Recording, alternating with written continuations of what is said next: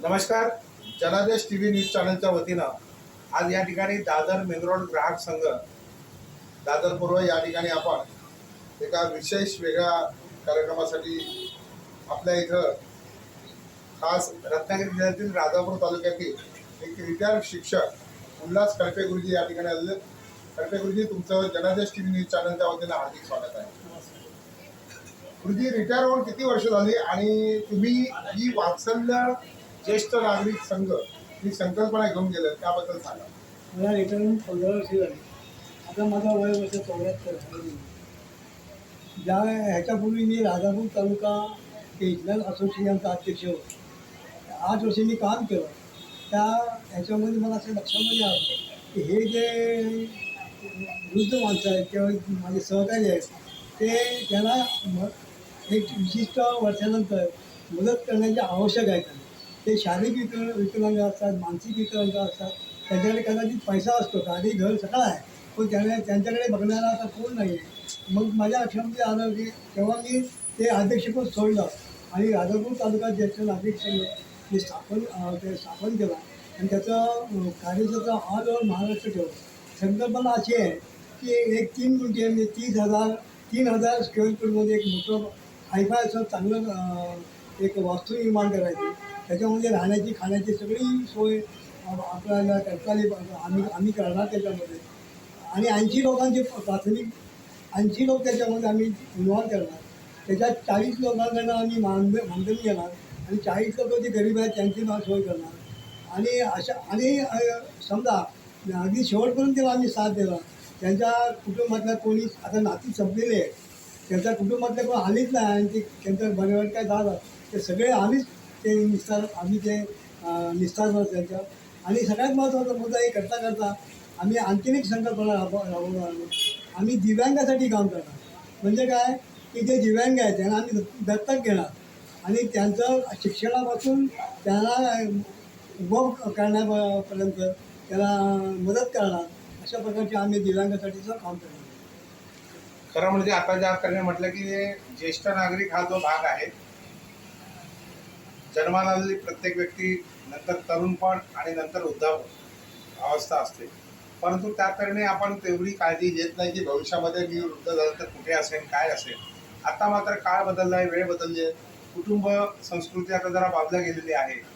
मुलं मोठी झाली की मुलं स्वतःच्या तऱ्हेने राहण्याचा प्रयत्न करतात आणि अशा वेळेला मात्र जे आई बाबा असतात मग त्यांना असं वाटतं की आम्ही अशा कुठेतरी वृद्धाश्रममध्ये जाऊन कोणीतरी ठेवण्यापेक्षा आपणच वृद्धाश्रम तयार करून त्याला वृद्धाश्रम हे नाव न देता आनंदघर नाव द्यावं आणि अशा तऱ्हेने बरेच वृद्धाश्रम कार्यरत आहेत.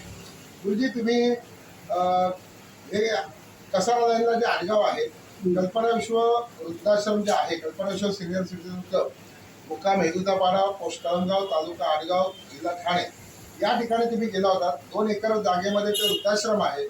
त्या ठिकाणी गेल्यानंतर तुम्ही जे पाहिलं ते जरा थोडं शेअर करा. मी मुद्दाम आलो मुंबईला.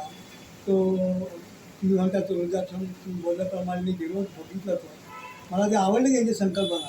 पण 2 एकरामध्ये अत्यंत दुर्गम अशा भागामध्ये ते माणूसचं काम करत आहेत आणि चांगल्या सुखसोयी देण्याचा प्रयत्न करत आहेत. मला असं वाटतं की भविष्यात तो जो वृद्धाश्रम आहे त्याला चांगलं दिवस येतील आणि तो चांगल्या प्रकारे वृद्धाश्रम चालेल. खरं म्हणजे आजही मुंबई ठाणे शहरामध्ये ज्या छोट्या छोट्या रो हाऊसेसमध्ये जे वृद्धाश्रम चालवले जात आहेत जागेच्या गैरसोयीमुळे, परंतु या ठिकाणी जे कल्पना विश्व सिनियर सिटीजन क्लब आहे अतिशय छानपैकी निसर्गरम्य वातावरणामध्ये 2 एकर जागेमध्ये आहे आणि सर्वात विशेष म्हणजे त्या ठिकाणी ज्या सोयी सुविधा आहेत अगदी घरगुती टाईप आहे, कुठलंही बंधन नाही. आमचे सगळे आजी आजोबांनी बाहेर फिरावं, जेव्हा हवा तेव्हा चहा मिळतो, हवा तेव्हा नाश्ता मिळतो, दुपारच्या वेळेला जेवण मिळतं आणि विशेष म्हणजे तिथली आमची जी मासिक फी आहे ती अतिशय कमी आहे. म्हणजे आमच्या इथं 3,000 रुपयामध्ये आम्ही ठेवतो.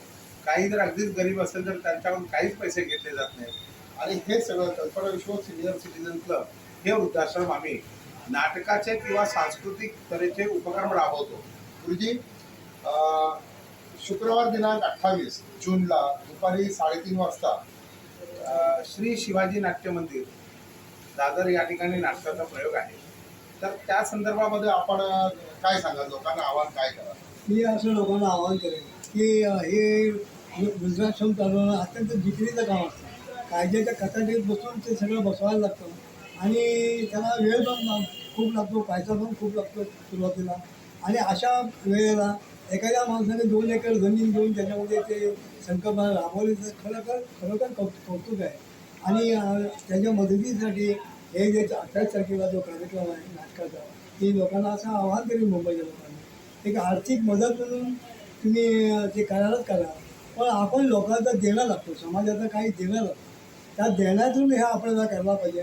आता वैयक्तिक तसे विचार केला तर माझी परिस्थिती, आर्थिक परिस्थिती फार चांगली आहे.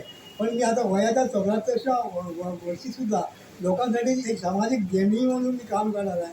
दिव्यांगासाठी मी जर काम करत असेल तर तुम्ही हे नाटक पाहावं आणि त्याद्वारे या नाटकाच्या द्वारे मला ह्या वृद्धाश्रमाला मदत होईल की आपण पाहावं असं मी मला आवाहन करतो. या घात नाटकाच्या बाबतीत एका गुन्ह्याचा तपास करणारं असं हे नाटक आहे.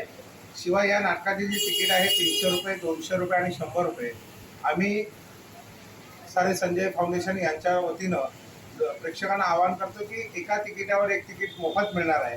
तुम्ही आमच्या नाटकाचे निर्मिती सूत्रधार राजू मोरे आहेत यांच्याशी संपर्क करावा. त्या दिवशी नाटकाच्या या थिएटरमध्ये येऊन सुद्धा तुम्ही त्या ऑफरचा लाभ घेऊ शकता. तर पुन्हा एकदा विनंती आहे, आपण सर्वांनी या कार्यक्रमाला येऊन आम्हाला सहकार्य करावं. धन्यवाद. धन्यवाद. जनादेश TV न्यूज. धन्यवाद. धन्यवाद.